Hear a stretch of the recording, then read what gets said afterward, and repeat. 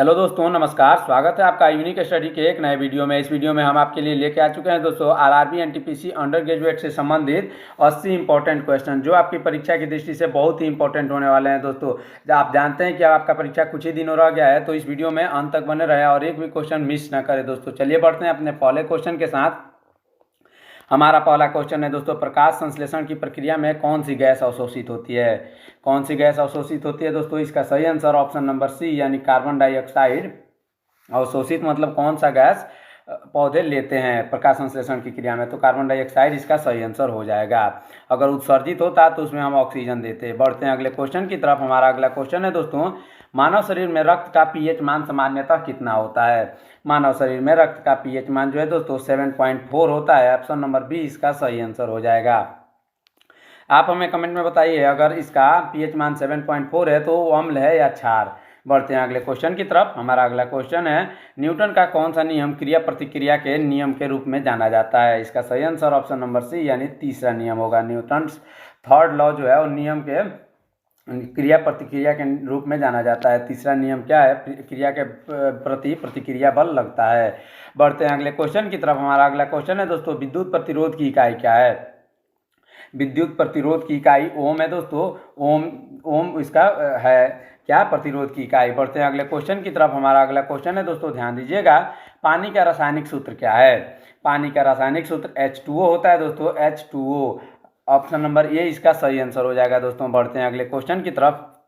अगर वीडियो अच्छा लगे तो वीडियो को लाइक, चैनल को सब्सक्राइब कर दीजिएगा दोस्तों। आपके आने वाले एनटीपीसी अंडर ग्रेजुएट एग्जाम से रिलेटेड बहुत ही इंपॉर्टेंट क्वेश्चंस आने वाले हैं। साथ ही साथ आपका एग्जाम के समय एनालिसिस वीडियो भी आएगा, तो इसलिए चैनल को सब्सक्राइब करके रखिएगा दोस्तों। साथ में कमेंट करिएगा कि आप इनमें से कितने क्वेश्चन के सही आंसर दे पा रहे हैं। बढ़ते हैं अगले क्वेश्चन की तरफ। मानव शरीर में सबसे बड़ी ग्रंथि कौन सी है? मानव शरीर में सबसे बड़ी ग्रंथि यकृत होती है दोस्तों। ऑप्शन नंबर सी, जिसे हम लीवर के नाम से भी जानते हैं इंग्लिश में। बढ़ते हैं अगले क्वेश्चन की तरफ। हमारा अगला क्वेश्चन है दोस्तों, ध्यान दीजिएगा, ध्वनि की चाल सबसे अधिक किस माध्यम में होती है? ध्वनि की चाल सबसे अधिक दोस्तों सबसे अधिक ठोस में होती है। ऑप्शन नंबर ए इसका सही आंसर हो जाएगा। ठोस में सबसे अधिक ध्वनि की चाल होती है। अगला क्वेश्चन देखते हैं दोस्तों। अगला क्वेश्चन है, वायुमंडल में सबसे अधिक मात्रा में कौन सी गैस पाई जाती है? क्या आंसर होगा दोस्तों? कमेंट करिए। वायुमंडल में सबसे अधिक मात्रा में जो है दोस्तों नाइट्रोजन पाई जाती है, जो कि वायुमंडल में लगभग 78% होती है। बाकी सभी गैसों की अपेक्षा ये बहुत ज़्यादा है। बढ़ते हैं अगले क्वेश्चन की तरफ दोस्तों। हमारा अगला क्वेश्चन है, किस विटामिन की कमी से रतौंधी रोग होता है? रतौंधी रोग विटामिन ए की कमी से होता है। आंखों की कोई भी बीमारी विटामिन ए की कमी से होती है दोस्तों।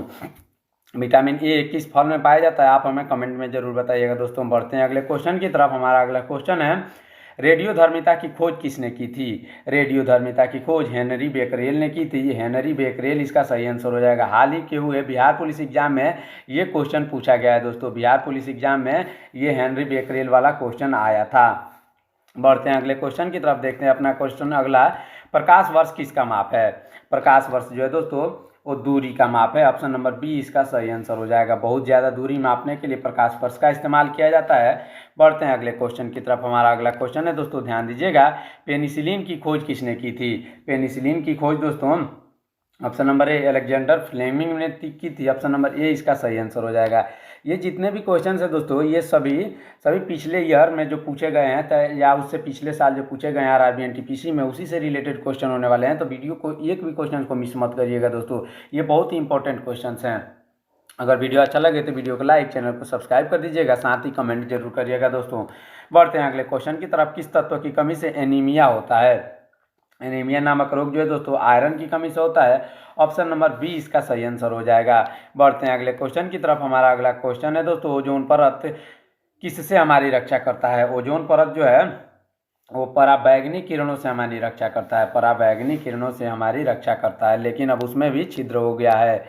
बढ़ते हैं अगले क्वेश्चन की तरफ। डीएनए का पूर्ण रूप क्या है? डीएनए का पूर्ण रूप डीऑक्सीराइबोन्यूक्लिक एसिड होता है दोस्तों।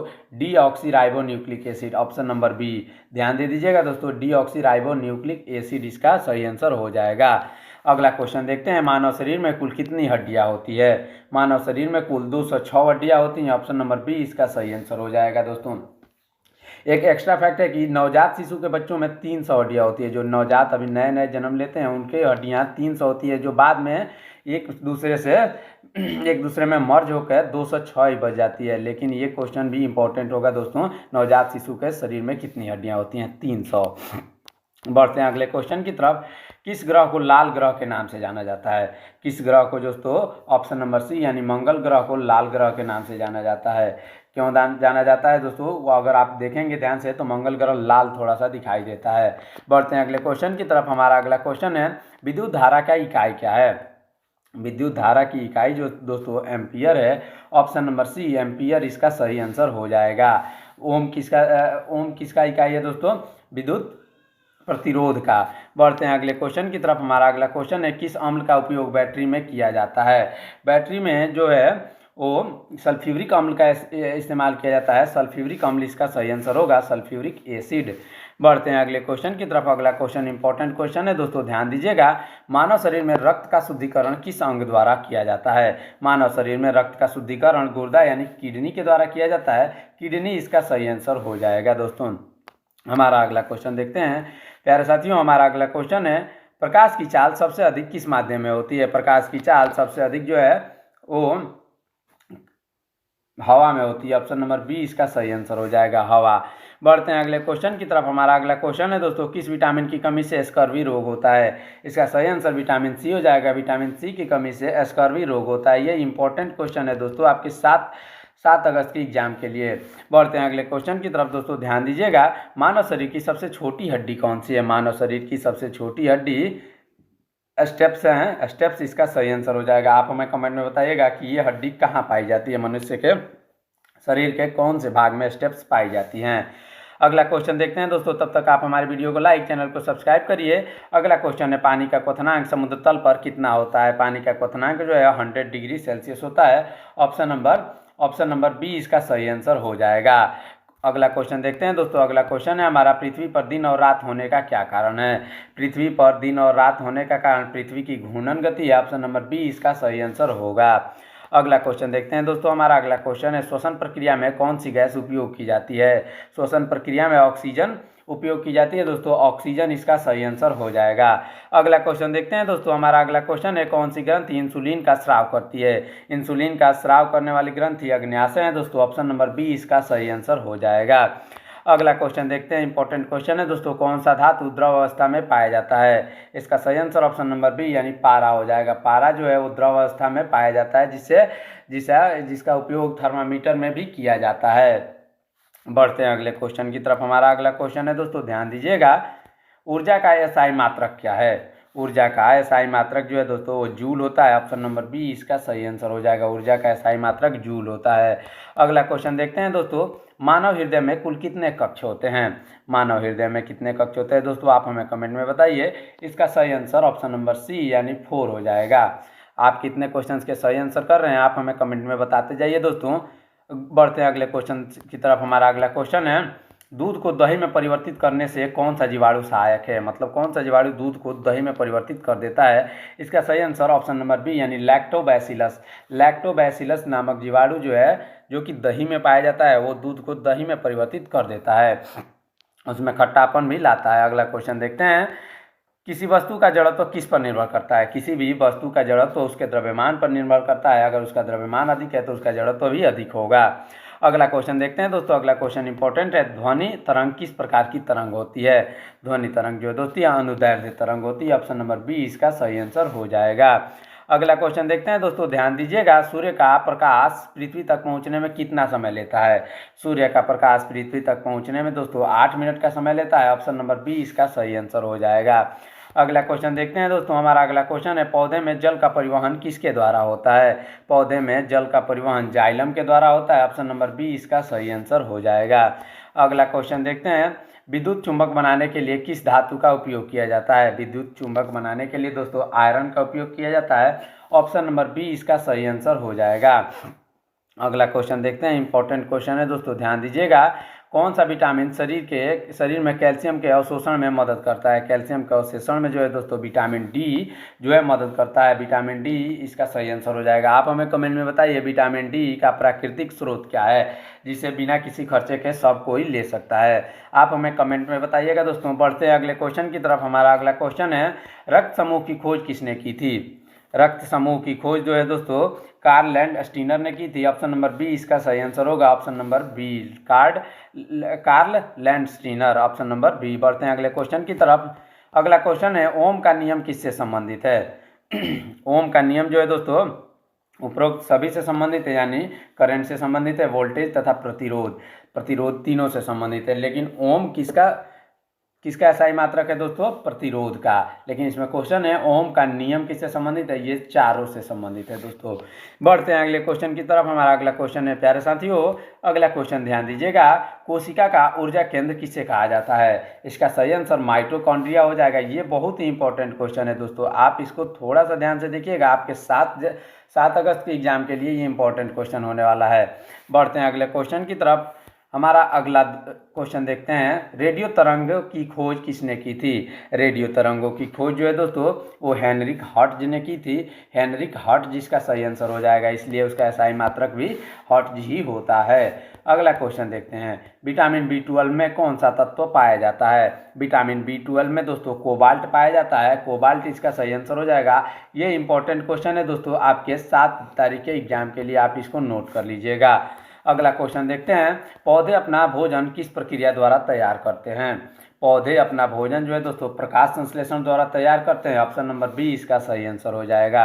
अगला क्वेश्चन देखते हैं, किस गैस को हंसने वाली गैस कहा जाता है? इसका सही आंसर ऑप्शन नंबर सी यानी नाइट्रस ऑक्साइड होगा, नाइट्रस ऑक्साइड इसका सही आंसर हो जाएगा दोस्तों। अगला क्वेश्चन देखते हैं, अम्लीय वर्षा का मुख्य कारण क्या है? अम्लीय वर्षा का मुख्य कारण सल्फर डाइऑक्साइड और नाइट्रोजन ऑक्साइड होता है दोस्तों, ऑप्शन नंबर बी इसका सही आंसर हो जाएगा। अगला क्वेश्चन इंपॉर्टेंट क्वेश्चन है दोस्तों, ध्यान दीजिएगा, कौन सा ग्रह धरती का जुड़वा ग्रह कहलाता है? इसका सही आंसर ऑप्शन नंबर बी यानी शुक्र ग्रह जो है वो धरती का जुड़वा ग्रह कहलाता है। ये इंपॉर्टेंट क्वेश्चन है, धरती का जुड़वा ग्रह शुक्र ग्रह कहलाता है। अगला क्वेश्चन देखते हैं दोस्तों, हमारा अगला क्वेश्चन है, विद्युत मोटर किस सिद्धांत पर कार्य करती है? विद्युत मोटर जो है दोस्तों विद्युत चुंबकीय बल के सिद्धांत पर कार्य करती है, ऑप्शन नंबर बी इसका सही आंसर होगा। अगला क्वेश्चन देखते हैं, मानव शरीर में सबसे बड़ी कोशिका कौन सी है? मानव शरीर में सबसे बड़ी कोशिका तंत्रिका कोशिका है दोस्तों, ऑप्शन नंबर बी इसका सही आंसर हो जाएगा, तंत्रिका कोशिका। बढ़ते हैं अगले क्वेश्चन की तरफ। हमारा अगला क्वेश्चन है दोस्तों, ध्यान दीजिएगा, वायुमंडल में ओजोन परत किस में होती है? वायुमंडल में ओजोन परत जो है दोस्तों समताप मंडल में होती है, समताप मंडल इसका सही आंसर हो जाएगा दोस्तों। अगर वीडियो अच्छा लगे तो वीडियो को लाइक, चैनल को सब्सक्राइब कर दीजिएगा दोस्तों, क्योंकि आपसे आपके आरआरबी एनटीपीसी अंडर ग्रेजुएट से रिलेटेड सारे के सारे क्वेश्चन तथा आंसर यहाँ पे मिलेंगे। साथ ही साथ अपडेट के लिए भी बने रहिएगा। और जैसे ही आपका एग्जाम खत्म होगा एनालिसिस वीडियो भी हर शिफ्ट का आने वाला है, तो इसलिए हमारे चैनल को सब्सक्राइब करके रखिए। साथ ही कमेंट में ये जरूर बताइए आप इनमें से कितने क्वेश्चन के सही आंसर दे पा रहे हैं। अगला क्वेश्चन देखते हैं, दूध में किस प्रकार का प्रोटीन पाया जाता है? दूध में जो है दोस्तों कैसीन पाया जाता है, ऑप्शन नंबर ए कैसीन नामक प्रोटीन पाया जाता है। बढ़ते हैं अगले क्वेश्चन की तरफ। हमारा अगला क्वेश्चन है दोस्तों, किस धातु का उपयोग मानव शरीर में कृत्रिम अंग बनाने में किया जाता है? इसका सही आंसर टाइटेनियम होगा। टाइटेनियम एक ऐसा धातु है जिसका उपयोग मानव शरीर में कृत्रिम अंग बनाने में किया जाता है। अगला क्वेश्चन देखते हैं। हमारा अगला क्वेश्चन, जल में घुलनशील विटामिन कौन से हैं? जल में घुलनशील विटामिन जो है उनका नाम है दोस्तों विटामिन सी और बी। आप हमें कमेंट करते रहिए दोस्तों आपका कितना आंसर सही हो रहा है। बढ़ते हैं अगले क्वेश्चन की तरफ। हमारा अगला क्वेश्चन है, न्यूक्लियर रिएक्टर में मंदक के रूप में किसका उपयोग किया जाता है? इसका सही answer option number B graphite. Nuclear reactor में मंदक के रूप में ग्रेफाइट का उपयोग किया जाता है। अगला क्वेश्चन देखते हैं दोस्तों, इंपॉर्टेंट क्वेश्चन होने वाला है, मनुष्य का सामान्य शरीर तापमान कितना होता है? मनुष्य का सामान्य शरीर तापमान जो है दोस्तों वो 98.6 डिग्री फ़ारेनहाइट होता है। 98.6 डिग्री फ़ारेनहाइट इसका सही आंसर हो जाएगा फ़ारेनहाइट में दोस्तों। अगला क्वेश्चन देखते हैं, इंपॉर्टेंट क्वेश्चन है, ध्यान दीजिएगा, किस धातु को नौ धातु कहा जाता है? नौ धातु जो है दोस्तों लिथियम को कहा जाता है, ऑप्शन नंबर सी इसका सही आंसर हो जाएगा। अगला क्वेश्चन देखते हैं, क्लोरोफिल में कौन सा तत्व पाया जाता है? क्लोरोफिल में जो है मैग्नीशियम पाया जाता है, ऑप्शन नंबर बी इसका सही आंसर होगा। अगला क्वेश्चन देखते हैं दोस्तों, किस ग्रह पर सबसे अधिक ज्वालामुखी पाए जाते हैं? इसका सही आंसर ऑप्शन नंबर बी यानी शुक्र ग्रह पर सबसे अधिक ज्वालामुखी पाए जाते हैं। शुक्र ग्रह इसका सही आंसर हो जाएगा। शुक्र से रिलेटेड एक और क्वेश्चन था कि पृथ्वी का जुड़वा किसे कहा जाता है, उसे भी शुक्र ग्रह ही कहा जाता है। अगला क्वेश्चन देखते हैं दोस्तों, ध्यान दीजिएगा, बिजली का आविष्कार किसने किया था? आप हमें कमेंट में बताइए बिजली का आविष्कार किसने किया था दोस्तों। इसका सही आंसर होगा बेंजामिन फ्रैंकलिन। बेंजामिन फ्रैंकलिन ने बिजली का आविष्कार किया था, जबकि बिजली बल्ब का आविष्कार थॉमस एडिसन ने किया था। अगला क्वेश्चन देखते हैं दोस्तों, ध्यान दीजिएगा, सबसे हल्का धातु कौन सा है? सबसे हल्का धातु जो है वो है lithium. Option number C, lithium जो है वो सबसे हल्का धातु होता है। बढ़ते हैं अगले क्वेश्चन की तरफ। हमारा अगला क्वेश्चन है, किस रंग को ब्लू बेबी सिंड्रोम कहा जाता है? ब्लू बेबी सिंड्रोम जो है वो मेट हीमोग्लोबिनियम को कहा जाता है। मेट हीमोग्लोबिनेमिया को ब्लू बेबी सिंड्रोम कहा जाता है, किस रोग को? अगला क्वेश्चन देखते हैं दोस्तों, ध्यान दीजिएगा, लाल रक्त कोशिकाओं का जीवन काल कितना होता है? लाल रक्त कोशिकाओं का जीवन काल जो है वो 120 दिन का होता है। ऑप्शन नंबर सी इसका सही आंसर हो जाएगा, 120 दिन। अगला क्वेश्चन देखते हैं, डीएनए की संरचना किसने बताई थी? डीएनए की संरचना जो है वाटसन और क्रिक ने बताई थी। ऑप्शन नंबर बी इसका सही आंसर हो जाएगा। अगला क्वेश्चन देखते हैं दोस्तों, ध्यान दीजिएगा, किसे आधुनिक आवर्त सारणी का जनक कहा जाता है? आधुनिक आवर्त सारणी का जनक जो है दोस्तों मेंडलीफ को कहा जाता है। ऑप्शन नंबर ए इसका सही आंसर हो जाएगा। अगला क्वेश्चन देखते हैं दोस्तों, ध्यान दीजिएगा, रक्तचाप मापने वाला यंत्र क्या कहलाता है? रक्तचाप मापने वाला यंत्र जो है सिफ्नो मैग्नोमीटर कहलाता है। सिफ्नोमोमेनोमीटर इसका सही आंसर हो जाएगा दोस्तों। अगला क्वेश्चन, कौन सा अंग रक्त को शुद्ध करता है? इसका सही आंसर होगा गुर्दा, यानी किडनी जो है वही रक्त को शुद्ध करती है। बढ़ते हैं अगले क्वेश्चन की तरफ। हमारा अगला क्वेश्चन है दोस्तों, ध्यान दीजिएगा, अल्ट्रासोनिक ध्वनि की आवृत्ति कितनी होती है? अल्ट्रासोनिक ध्वनि की आवृत्ति जो है 20,000 हर्ट्ज से अधिक होती है, हर्ट्ज से अधिक होती है। बढ़ते हैं अगले क्वेश्चन की तरफ दोस्तों, ध्यान दीजिएगा, वीडियो अच्छा लगे तो वीडियो को लाइक, चैनल को सब्सक्राइब करके रखिए दोस्तों। आपके एग्जाम से रिलेटेड बहुत ही इंपॉर्टेंट क्वेश्चन सभी आने बाकी हैं दोस्तों, तो इसलिए चैनल को सब्सक्राइब जरूर करिएगा। बढ़ते हैं अगले क्वेश्चन की तरफ, रक्त में ऑक्सीजन का परिवहन किसके द्वारा किया जाता है?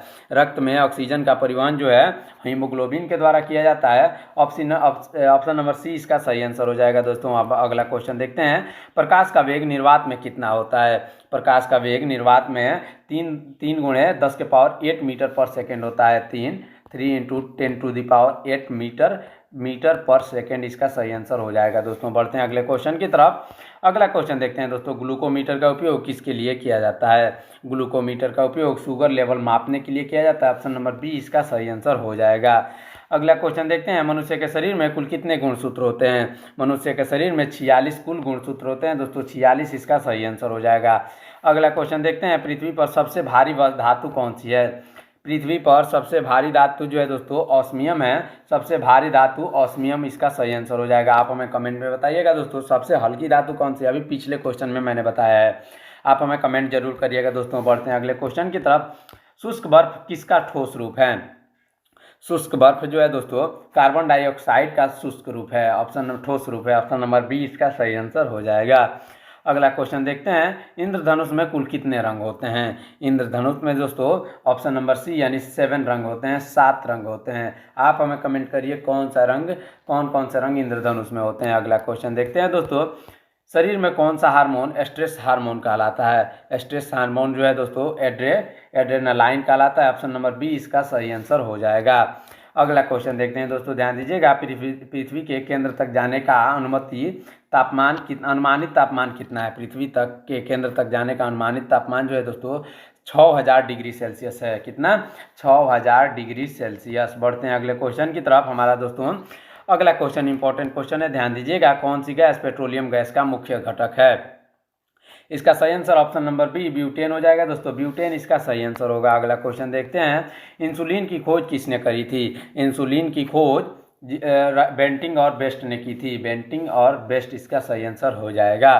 अगला क्वेश्चन देखते हैं दोस्तों, ध्यान दीजिएगा, हमारा अगला क्वेश्चन है, हवा में जल वाष्प की मात्रा को क्या कहते हैं? हवा में जल वाष्प की मात्रा को दोस्तों आर्द्रता कहते हैं। ऑप्शन नंबर ए आर्द्रता इसका सही आंसर हो जाएगा।